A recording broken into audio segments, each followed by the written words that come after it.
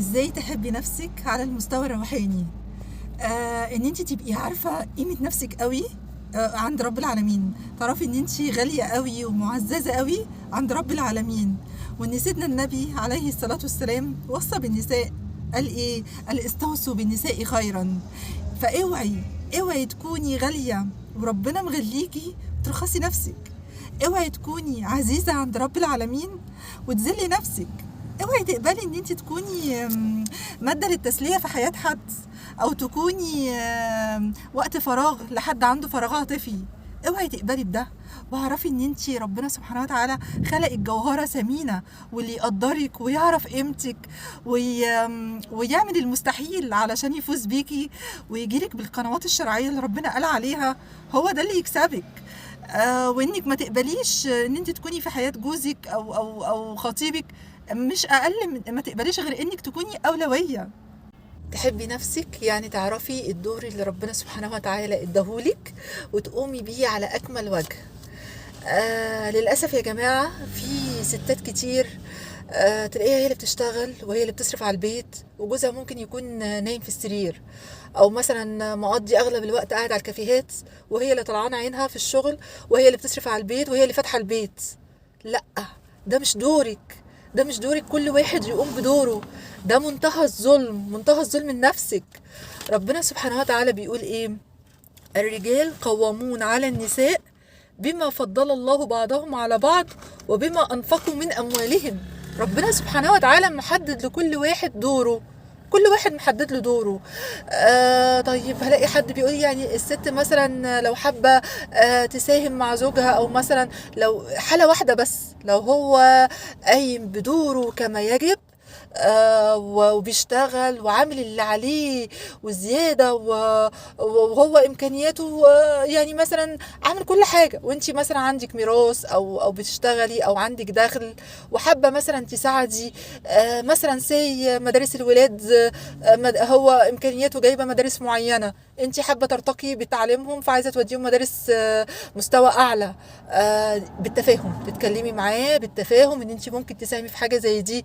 بس يبقى الاصل ايه؟ ان كل واحد عارف دوره، كل واحد قايم بدوره. تحبي نفسك يعني تبقي دايما بتعملي رصيد للآخرة، دايما بتعملي وبتبني رصيد للآخرة. زي ما انتي طول عمرك بتحبي نفسك وحابة تكوني مميزة في الدنيا وشاطرة وناجحة على كل المستويات ما شاء الله، وقدوة لكل الناس، انتي برضو هتبقي انسانة اكيد ان شاء الله مش هتبصي تحت رجلك ويبقى الدنيا بس هي اللي همك. مش هتبقى هي الدنيا اكبر همك، لان في الاول وفي الاخر الدنيا دي دار فناء، وعارفه ان هيجي علينا وقت كلنا وهنقول باي باي. فهتبقي باصه ان انت تعملي للاخره، هتبقي باصه ان انت عايزه تبني مستقبل للاخره، تبني رصيد وتحوشي رصيد للاخره عشان انت انسانه مميزه، ما بتبصيش تحت رجليكي. وانا بخاطب كل ان شاء الله يعني احسب كل اللي بيتابعوني ان شاء الله من المميزات باذن الله، تكونوا كلكم مميزين ومتميزين. وهدفنا ان احنا مش بس نبقى مميزين في الدنيا، لا، عايزين نبقى مميزين في الاخره لما نقابل رب العالمين. ننجح في الامتحان الكبير اللي هو الامتحان الاساسي والاهم امتحان، ننجح فيه. ومش بس ندخل الجنه يا جماعه، احنا عايزين الفردوس الاعلى اللي سيدنا النبي عليه افضل الصلاه والسلام وصانا باننا ندعي بالفردوس الاعلى. فعلشان كده انت بتعملي رصيد لاخرتك.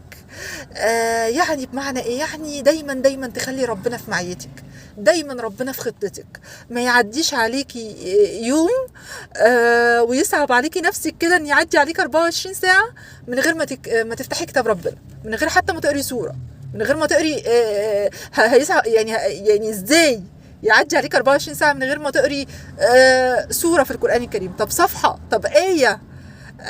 لا، انت لازم ربنا في خطتك، لان هو ده انت تعملي رصيد للاخره. زي ما انت حريصه في الدنيا وان انت تبقي حد كويس في الدنيا، لا، انا كمان بعمل لاخرتي. وهو ده الذكاء يا جماعه، الذكاء. لكن الانسان اللي بيبني الدنيا بس وهدفه رصيد البنوك وهدفه ده انسان بيبص تحت رجليه بس. للاسف. حتى وان كان ناجح وشاطر فهو ناجح وشاطر في الدنيا بس، لكن انك تكوني ناجحه وشاطره وذكيه وعندك تقوى، هو ده المطلوب. لان احنا عايزين والاخره خير وابقى، هي دي اللي هنعيش فيها ما لا نهايه ان شاء الله. تمام. ان انت مثلا تبقي مستنيه مسلسل تركي هتتفرجي عليه وتقولي لا طب انا اقعد 10 دقايق كده امسك السبحه واقول واسبح ربنا، اقول سبحان الله وبحمده سبحان الله العظيم، كلمتين ربنا بيحبهم. تكبحي نفسك وتبقي قادرة على ده، قادرة على انك تكبحي نفسك. ودي مرحلة عالية قوي، منطقة عالية قوي قوي، ان شاء الله نتكلم عليها في فيديوهات قادمة بإذن الله. لو وصلت لها بإذن الله تبقي حاجة طب قوي.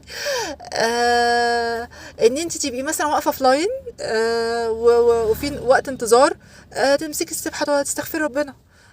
عندك دور مثلا في عياده منتظره، اصلي على النبي، واقفه بغسل المواعين، اذكر ربنا، اقول لا حول ولا قوه الا بالله. دايما ربنا على بالي، دايما في تعاملي مع الناس ربنا سبحانه وتعالى على بالي دايما. مش هقول لكم بقى على الحاجات البديهيه بقى، الفروض والمفروض دي اساسيه.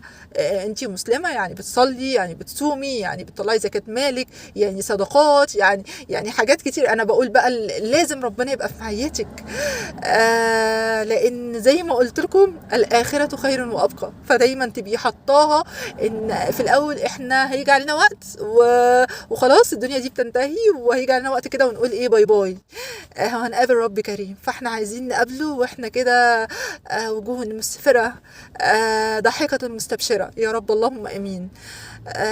لو عجبكم الفيديو لايك وشير، وبس كده.